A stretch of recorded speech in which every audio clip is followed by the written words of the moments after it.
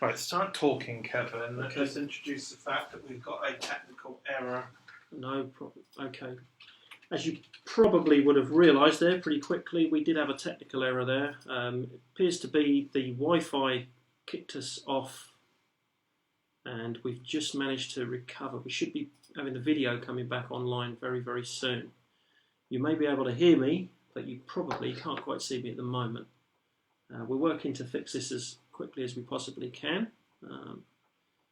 It just goes to show, real live networking, sometimes unexpected things happen. It's quite possible, being a Monday, that we've got an awful lot of people connecting to this particular. Okay, you're live, so you could just sort of reintroduce the cabling equipment and the cancellation of the cable.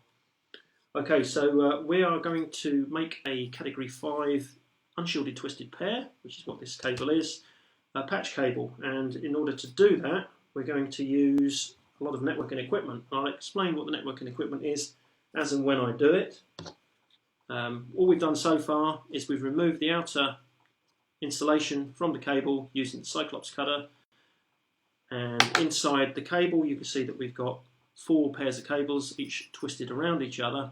The twisting is for cancellation purposes. It cancels crosstalk between the cables, and it also cancels some of the electromagnetic and radio frequency interference that can get into the cables caused by things like power cabling, fluorescent lights, big electric motors in the room or building.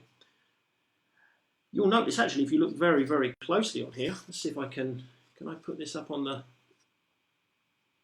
small, slightly higher definition camera. If you look very closely at these cables, you'll notice that they've got slightly different twists for each pair of cables. There is a reason for that. And this way, it actually improves the cancellation by having slightly different twists. It's to do with the sort of resonance effect of the magnetic fields. Okay, what we need to do in order to create the cabling, we need to put a plug on the end, and the plug is known as an RJ45, or a registered jack, model number 45. You can buy these things very, very cheaply. We've got a packet of 100 of them here, only effectively cost £2 or £3. The RJ45 plug, a little plastic plug with 8 copper teeth on it. And these teeth can be crimped down into the copper cabling. Now, in order to get this RJ45 plug over the cable in the correct manner, we have to do a number of things. One of the things we need to do first is remove the nylon wire, which is coming out the cable here, because the nylon wire is used when they're making the cables, and we don't want it while we're putting the end on our cable, because it will just look messy. We need to untwist the cables, okay, and get the cables very, very straight. Believe me, the straighter you get the cables when you're making one of these, the better, because it just makes everything else you try to do much easier. So spend a little bit of time in getting the cables very, very straight. The easiest way to do that is just to run the cables between your thumb and your first finger, just to get them nice and straight like that. Okay. Now, we have 4 pairs of cables, so we've got 8 cables in total. We have brown, green, blue and orange pairs, and each pair consists of a solid and a stripe. Okay. What we need to do is to get all of them nice and straight, and then we're going to put them into the correct order. Now, like everything in networking, there are rules and regulations and standards, and there are standards for this type of cabling. And these are the EIA-TIA, that's the Electronics Industry Association, Telecommunications Industry Association 568A and B standards. What we're going to do is we're going to use a 568B standard, which basically means that the colours of the cables have to go in a certain fashion. And I will explain what that fashion is very shortly. Okay. Last one to unwind. Now, it's always a good idea to cut these cables a little bit long, because if you cut them very, very short, it makes it very, very fiddly when you're trying to put them in the right order and get them straight. Okay, so what we're going to do is we're now going to get the cables into the correct order. Okay, And looking from the top, the correct order is brown, brown and white, green, blue and white, blue, green and white, orange, and orange and white. Okay. How do you remember that? It's just practice really, but effectively what you've got is you've got no solid colours side by side and no striped colours side by side. It goes solid stripe all the way across. Wire 1 is the orange and white, wire 2 is the orange, and it goes 1, 2, 3, 4, 5, 6, 7, 8. 8 is the brown on the end here. Okay, so brown, brown and white, green, blue and white, blue, green and white, orange, and orange and white. You'll notice how I'm holding the cables right at the very bottom between my thumb and my first finger to keep them in order. Now they're all nice and straight and they're in the correct colour order. I'm just going to use my thumb and forefinger of the other hand to straighten them and try to get them to lay parallel side by side like this. The easiest way to do this is literally to just wiggle them slightly as you're straightening them to try to line them up all in the correct order. You'll notice that one of them has actually jumped out of the correct order. The brown has decided it's going to go on the inside of the brown and white, so I'm just going to straighten that one out. Okay, we should have double check: brown, brown and white, green, blue and white, blue, green and white, orange, and orange and white. Now obviously if we were to put the RJ45 plug on the end just like that, that would be an exceptionally bad cable. And the reason it would be an exceptionally bad cable is because we want to keep these copper conductors twisted until the very last moment before they go underneath the gold pins on the RJ45 connector. Because a straight copper cable will effectively act like an aerial. It will pick up all the interference in the room. Also, we'll have no mechanical strength if we put it on like that. So we need to now cut the cables into the correct length, but all the time keeping them in exactly the right order. So we've got brown, brown and white, green, blue and white, blue, green and white, orange, and orange and white. You want to cut them so they're about 10 to 12 millimeters from the outer insulation at the bottom there. Okay, so we're going to use now the side cutter to do that. Take great care with your side cutter. Try to cut them so you cut perpendicular, 90 degrees straight away across. Okay. And now we will place the RJ45 plug over the top of those cables. We need to make sure that we keep the gold pins facing upwards with the brown wire, or wire 8, on the right hand side. And I will slowly place them inside the RJ45 connector, slowly feed them in underneath the gold pins. Okay. I'll now press very gently and try to put the cables right up to the very end of the connector so they're forced all the way underneath the gold pins. If you've done this correctly, you'll notice that the outer insulation will go right up to the shoulder of the RJ45 connector. This means when we crimp it down, it will give really good mechanical strength to the connector, and also all the wires go right underneath the gold pins so you have good electrical connectivity. Okay. Now the one thing you do want to do before you use the next tool, which is the crimping tool, which is this one here, before you use that, double check that you've got all of the wires in the right place, because once you use this crimping tool, that plug is on for good. The only way you can get it off again is to cut it off, start all over again. Okay, so I'm going to do one last check. Brown, brown and white, green, green and white, blue, orange, orange and white. Looking good. Okay, we now need to place the RJ45 plug inside the crimping tool. With the clip down, it'll only go in the crimping tool one way round. The crimping tool has a ratchet on it, so it will not now let go until you've pressed it down far enough. Okay, and that is one end done. Okay, brown, brown and white, green, blue and white, blue, green and white, orange and white. We'll quickly do another end and then we'll be able to test it. So to do a recap, side cutter, cut through the UTP, unshielded twisted pair cable, Cyclops cutter, put a good 3 to 4 centimetres of cable inside the Cyclops cutter, twist round in the minimum direction, slightly more than one turn,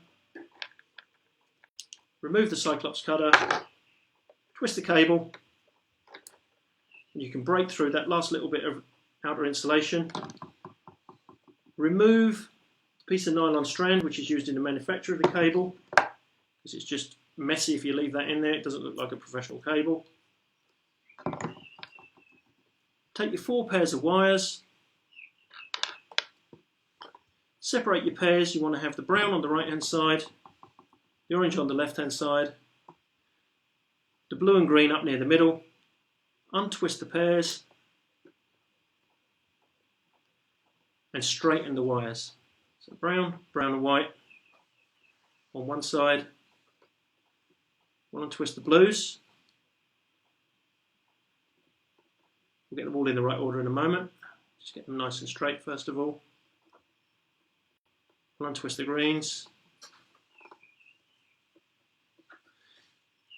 This is a very tricky job if you're colourblind. Okay. And we'll untwist the oranges.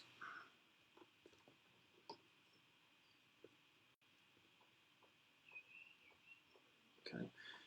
Now this is not a job that I do for a living. There are many people who do this job for a living, and boy can they make these cables fast. Much, much faster than I can make them. Okay, so there we go. All the cables are now untwisted. I've got them in roughly the right order. I'm just going to straighten them out. Brown, brown and white. Look at the green over there. Brown, brown and white, green. Blue and white. Blue, green and white, orange, orange and white. So again, solid, stripe, solid, stripe, solid, stripe, solid, stripe. Okay, keeping them nice and tight between my thumb and first finger. I'm going to now try to get all the wires parallel, but keeping them in the same order. Okay, gently rocking them backwards and forwards as I smooth them out and try to get them in the right order. Wiggling them from side to side, holding them tightly between my thumb and first finger. Okay. This is why you want to have the wires very, very straight before you do this, because if they're still slightly twisted, they will actually roll over each other and go out of order. Okay, we now have brown, brown and white, green, blue and white, blue, green and white, orange, orange and white. Next job is to cut them to approximately 11 or 12 centimetres long. And always remembering to cut at 90 degrees straight across the wire. You cut at a bit of an angle, what you're going to find is that some wires will go underneath the gold pins in the RJ45 plug. Other wires are going to be short. Okay, so we're going to cut straight away across the top.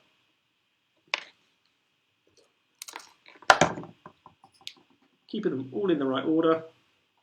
We're now just going to put a plug on the end. Okay, brown, brown, white, green, blue and white, blue, green, white, orange, orange and white. Notice how many times I double check that. Okay. Push the cable, gripping it nice and firmly on the outer insulation. Push the cable right up inside the RJ45 plug. If you've done it correctly and you look right down the end of the RJ45 plug, you can see nice shiny copper ends underneath the gold pins. Okay, so you may be able to see that on the camera. Okay. I'm just going to twist the cable round so you can see this. Brown, brown and white, green, blue and white, blue, green and white, orange, orange and white. Okay. Now we take the crimping tool and we crimp the end on.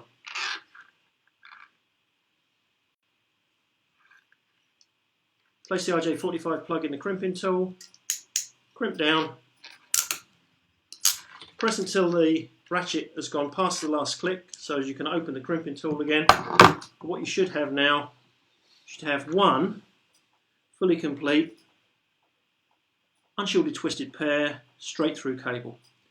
What causes this cable to be a straight through cable? It's just the way that the wires are wired up on each end. If the wires are wired up in exactly the same order on each end, you have a straight through cable. If we swap the position of the greens and the blue pairs, then what we have is we have a crossover cable. Okay. Now we need to be able to test this cable, and in order to test the cable, you have a cable tester. And there is a very cheap cable tester. Okay. Just consists of LEDs, and it sends an electrical current through the wire from one LED to another, and what we should see is we should simply see one-to-one matching. Put the RJ45 plug into one socket, put the RJ45 plug into the second socket, switch it on. Okay. And that's actually a bad cable. I have made a bad cable. There's a couple of errors on that cable. Okay.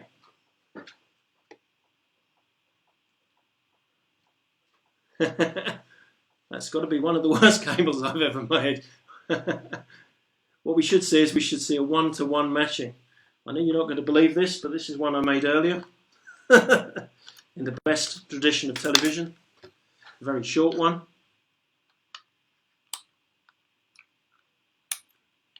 Okay. Switch that on. Okay. And that is what you should get if you get 1 to 1, 2 to 2, 3 to 3, 4 to 4, 5 to 5, 6 to 6, 7 to 7, 8 to 8. Okay.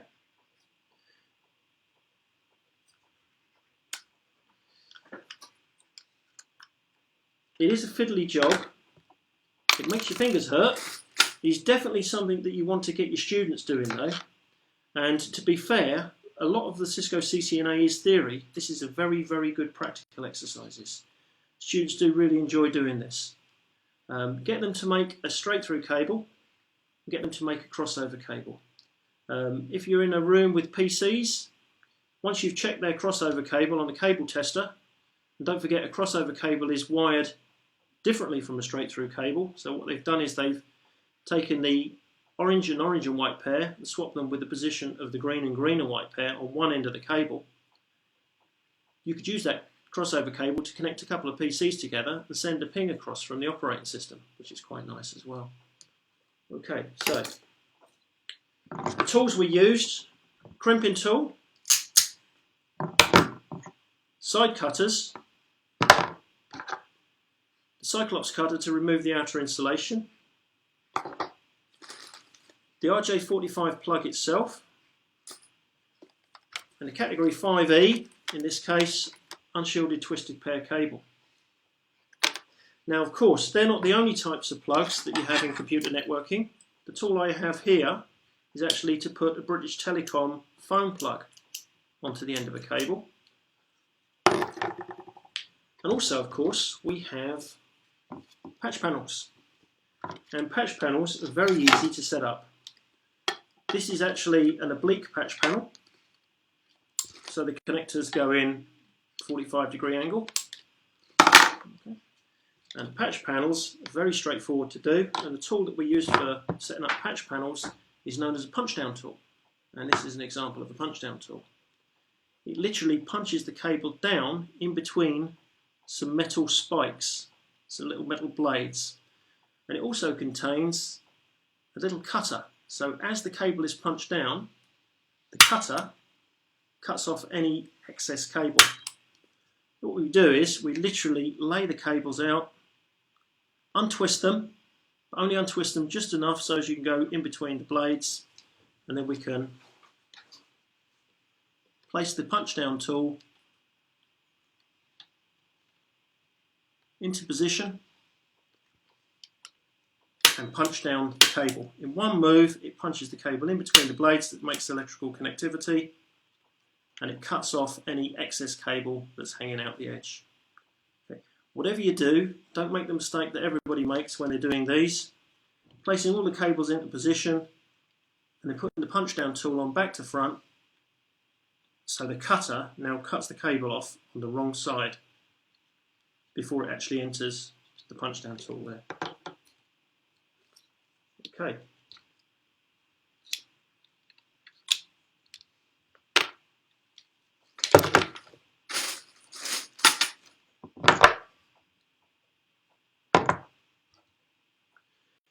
That particular type of cable that we've just constructed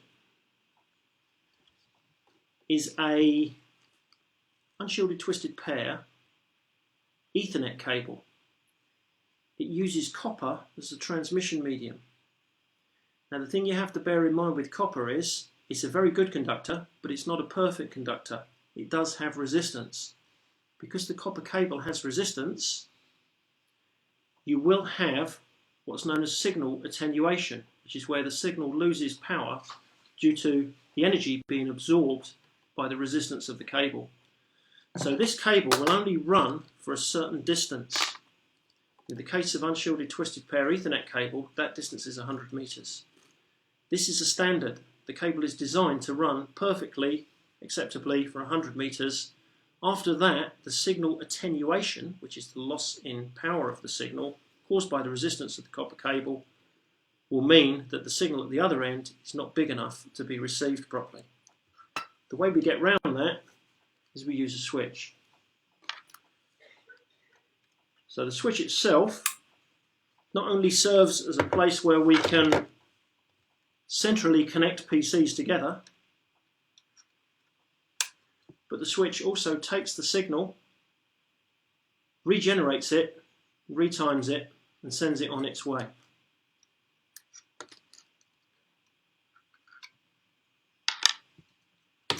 Now obviously this is not the only type of cable in existence. We also have fibre optic cable.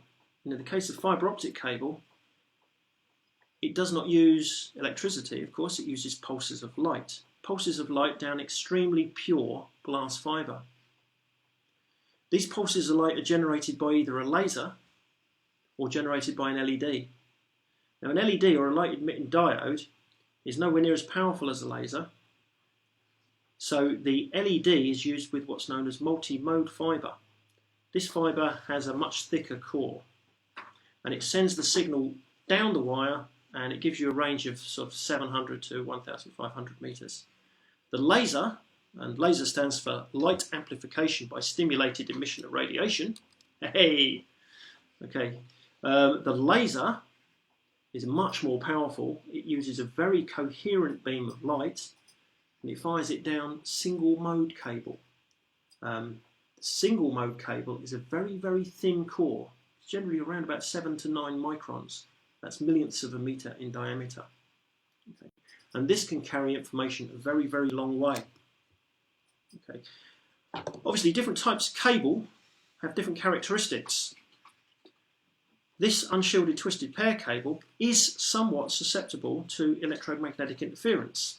Even though we have twisted the pairs of cables, the manufacturers twisted the pairs of cables around each other in order to eliminate crosstalk between the wires and electromagnetic and radio frequency interference going from the environment into the wires and degrading your signal, it still will not be a perfect conductor of data in an environment that's electrically noisy. So what we can also use is we can use this particular type of cable. Now this cable, though it looks similar, this is shielded twisted pair cable. It is somewhat thicker than the unshielded cable and it's a lot stiffer. This doesn't only use the twisted pairs inside for crosstalk cancellation, but it also has a shield, a conductive shield. And this particular type of cable needs to be grounded. And if you look at the RJ45 connector on the end, this is a very professionally made and terminated RJ45 connector, you'll notice that there is a metal shield actually on the connector itself. and this grounds the electrical equipment that's used. This cable is much less susceptible to electromagnetic and radio frequency interference. But you do have to make sure that it's grounded properly. So when you plug it into the RJ45 socket on the switch, it should ground perfectly with the grounding of the switch itself. Okay. Now, this copper cabling, whether it's unshielded twisted pair, very inexpensive, very easy to install, very easy to make, or shielded twisted pair, somewhat more expensive, a little bit more difficult to make, but with better cancellation, better shielding, this particular cable will have problems with distance run. It will also have problems with the amount of information that can be sent down the cable.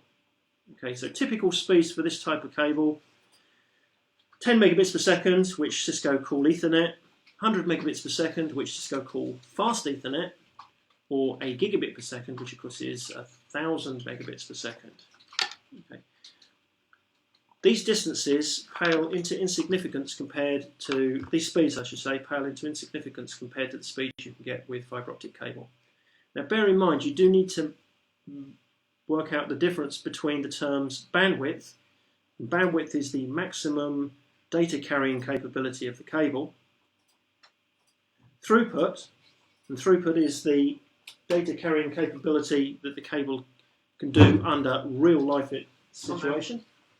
And goodput, is the amount of useful information that can come through the cable in a real life situation. So just for the benefit of the recording, sneaking into the office at the moment is Semyon and Nuno from Cisco Systems. We've probably been off busy drinking coffee and watching the Facebook Live session. Sorry Kevin, we'll introduce them properly in a moment. Okay. And carry on pretending to be professional now. Okay. You may have guessed we're making this one up as we're going along, but this copper cabling, not only is it inexpensive, but it's also potentially a little bit dangerous, because being copper, of course, it conducts electricity, so you could actually have an electrical shock hazard from copper cabling. But a problem which is more common than that is the fact that the copper cabling, if you're using it to connect together two buildings, those buildings, they could actually have power supplies or power substations with a floating ground. If the power substations have what's called a floating ground, and the ground is where the voltage is measured from, then you can have a very bad problem occurring. Let's say you've got one building on one side of your campus and another building on the other side of the campus, and the two ground levels on those are about 300 volts apart. You connect those two buildings together with a copper cable, you're now going to have electrical current flowing straight between the two buildings, which will destroy all of your networking equipment. So in that particular situation, we will want to be using fibre optic cabling. Another great advantage of fibre optic cabling, of course, is it uses light travelling through very pure glass. Very pure glass is a non-conductor. So not only does it not conduct electricity, but also it's not susceptible to electromagnetic and radio frequency interference. There's a lot of creeping around going on in this room by various people. It's alright, for the benefit of the audience as well, Semyon and Nina are fascinated how we're doing Facebook Live at the moment, so that they're a bit rubbish at being quiet. Yeah.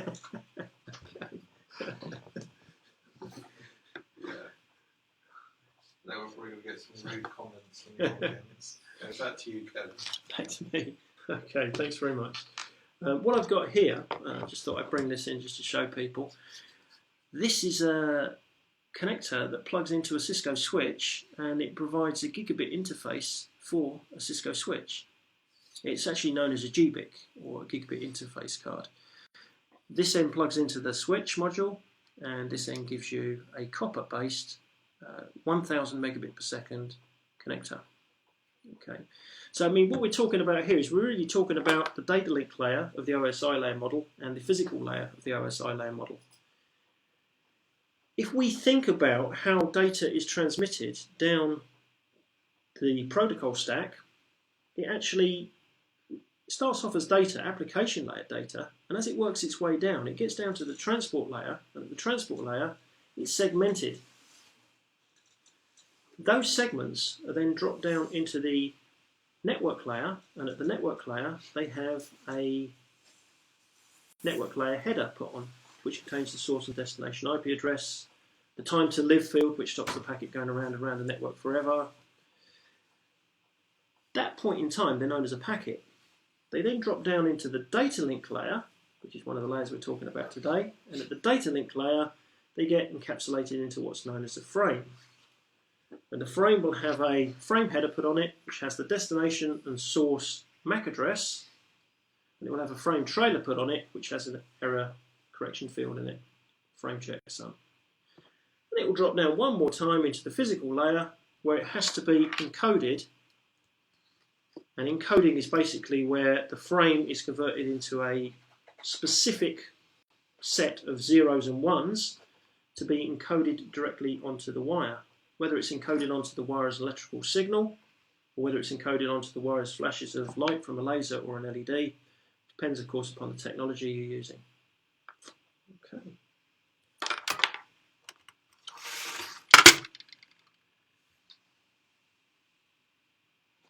Okay, how are we doing for time, Andy? Plenty of time, if you want to wind up. Yeah, I think we will have to wind up on this one for the moment. And we'll carry on. What are we doing next week? We are doing number 5, which is Ethernet. Yes, you'll be able to look at exciting 802.3 and Ethernet 2. Whoa. Oh, hey, 802.3 and Ethernet 2. And we will be doing that from... probably the comfort of your own dungeon. Comfort of my own dungeon. Okay, thank you very much. Thank you very much for being very patient with us as we had the outage and reconnected. So next week we'll do it properly again, and we'll be online doing a screencast rather than a demo on slightly iffy University EduRoam Wi-Fi. So I'm going to blame EduRoam, and that's it. So thank you very much from Kevin, and I hope you survived the technical experience. Bye everyone. Bye-bye.